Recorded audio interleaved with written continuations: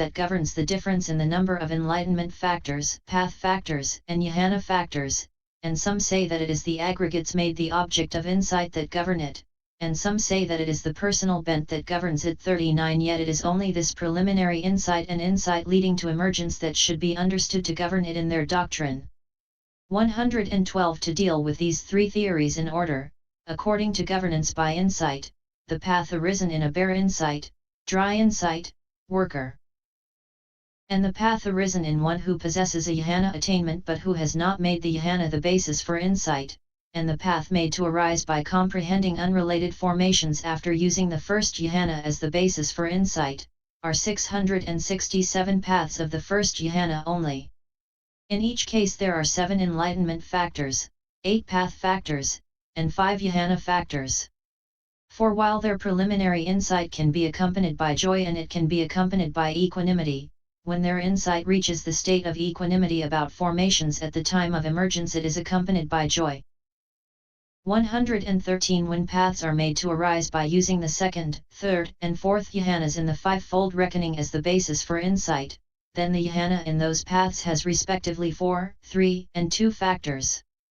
In each case, however, the path factors number 7, and in the fourth case there are 6 enlightenment factors. This difference is due both to governance by the basic jhana and to governance by insight. For again, while their preliminary insight can be accompanied by joy and it can be accompanied by equanimity, their insight leading to emergence is accompanied by joy only. 114 However, when the path is produced by making the fifth jhana the basis for insight, then the jhana factors number 2, that is, equanimity and unification of the mind, and there are 6 enlightenment factors and 7 path factors. This difference too is due to both kinds of governance. For in this case the preliminary insight is either accompanied by joy or accompanied by equanimity, but that leading to emergence is accompanied by equanimity only. The same method applies in the case of the path made to arise by making the immaterial jhanas the basis for insight. Also when, after emerging from jhana made the basis for insight, the path has been produced by comprehending no matter what formations unrelated to that jhana, then it is the attainment emerged from at the point nearest to the path that makes it like itself, as the color of the soil does in monitor lizard's color. 115 But in the case of the second elders theory the path is like the attainment, whatever it may be, which was instrumental in producing the path through the comprehension of any of its states after emergence from it. And here governance by insight should be understood in the same way as before.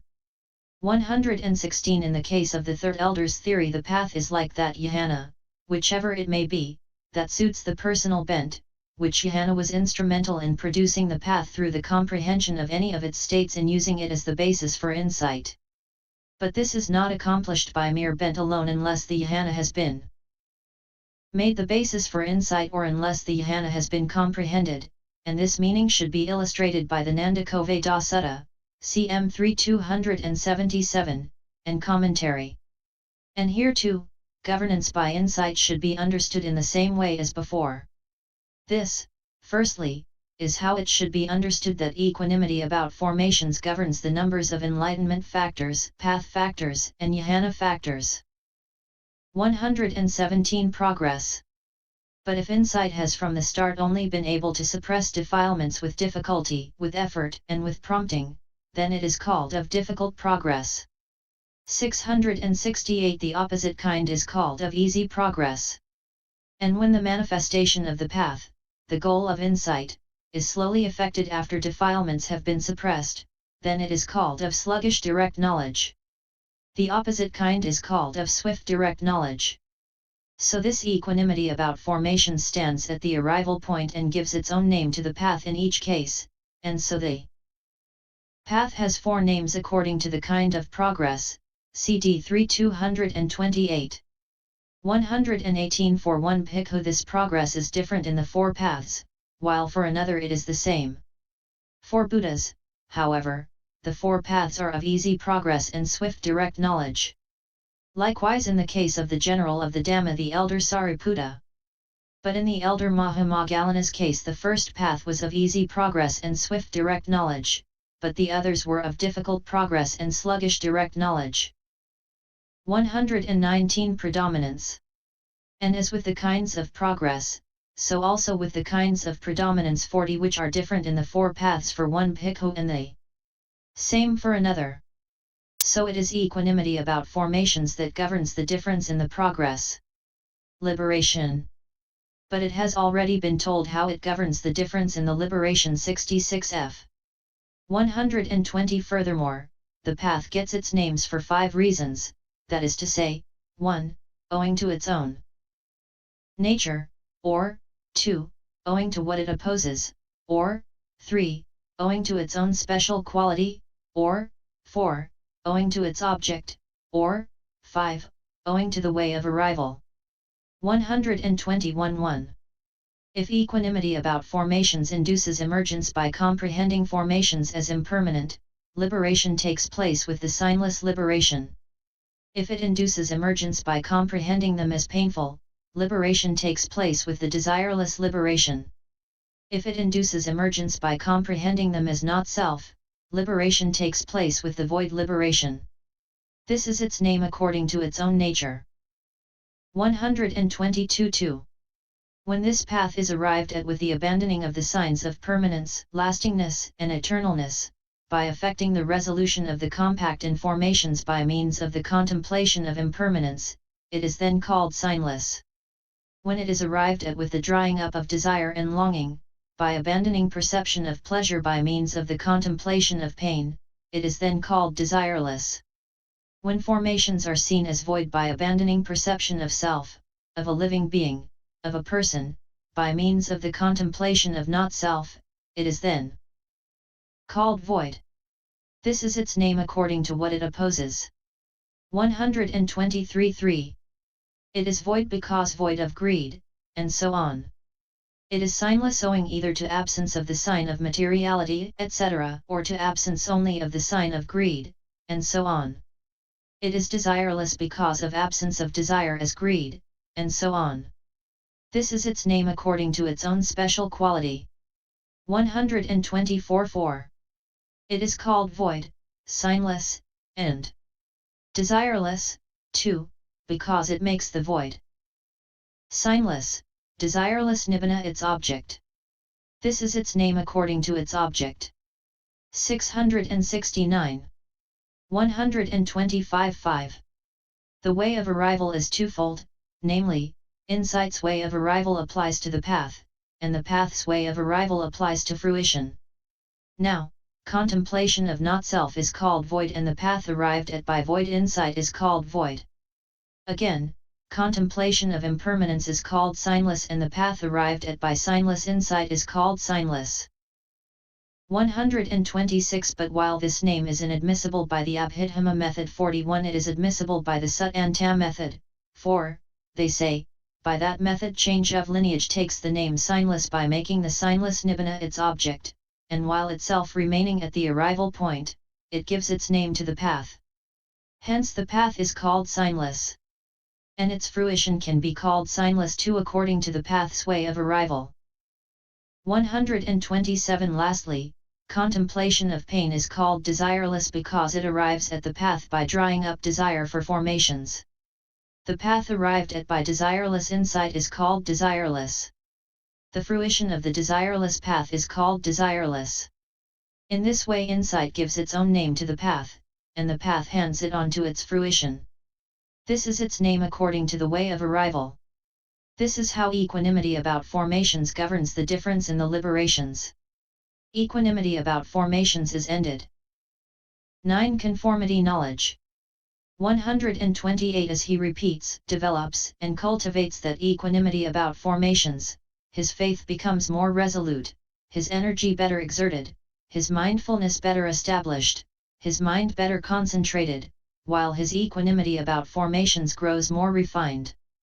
129 He thinks, now the path will arise.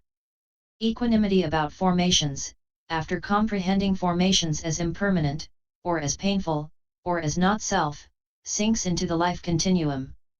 Next to the Life continuum, mind or adverting arises making formations its object as impermanent or as painful or as not self according to the way taken by equanimity about formations.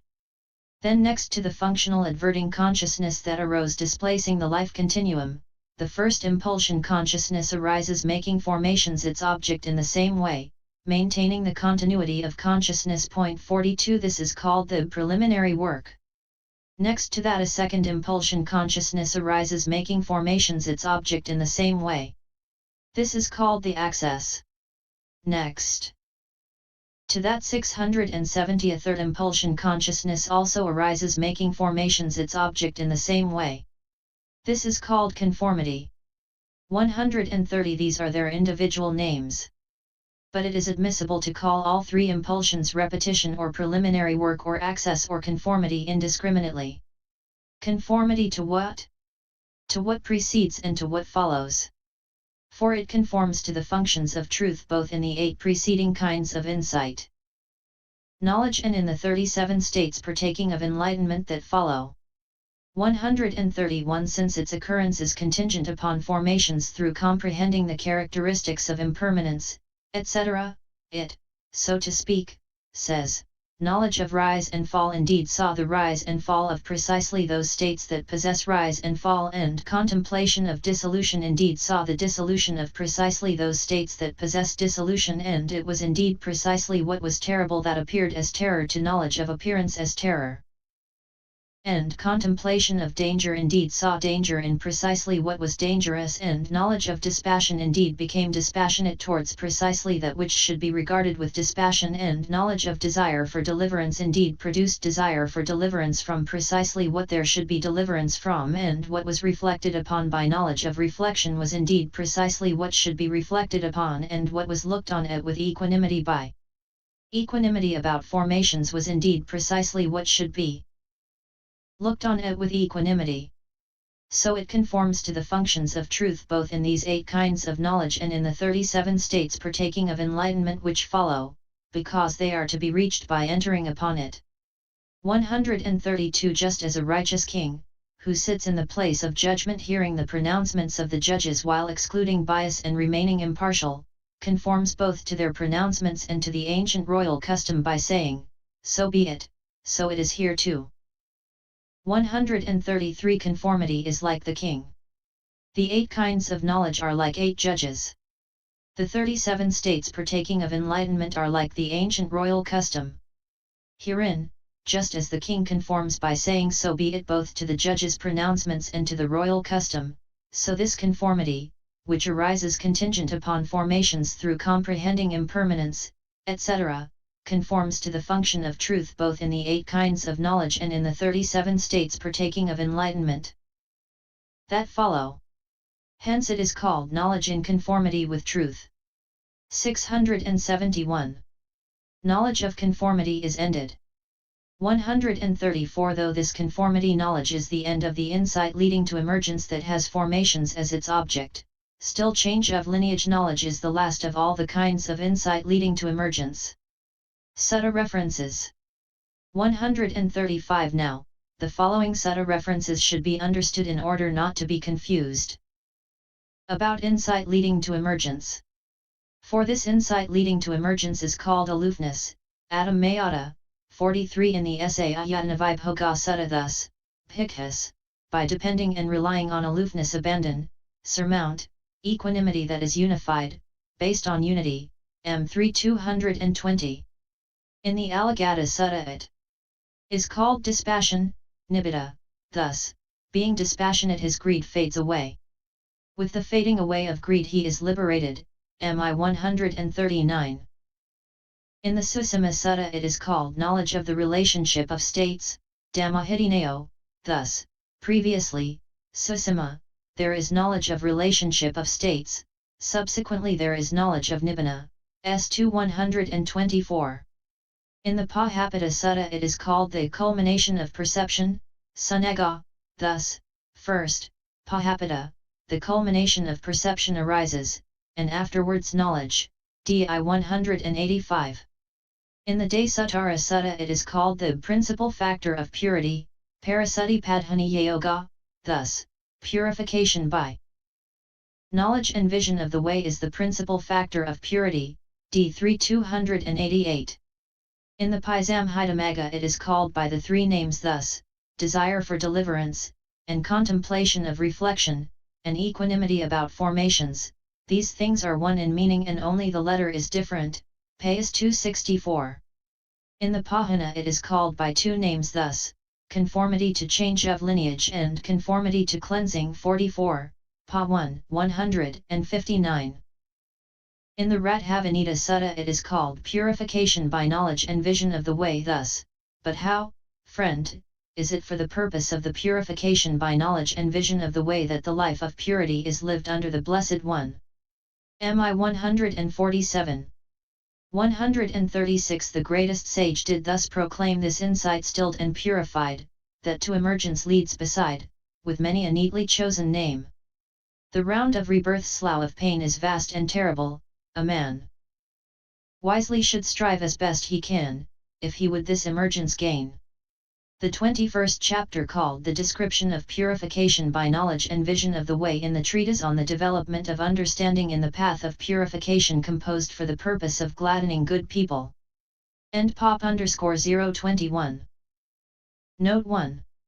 He calls conformity knowledge in conformity with truth because it is suitable for penetrating the truths owing to the disappearance of the grosser darkness of delusion that conceals the truths.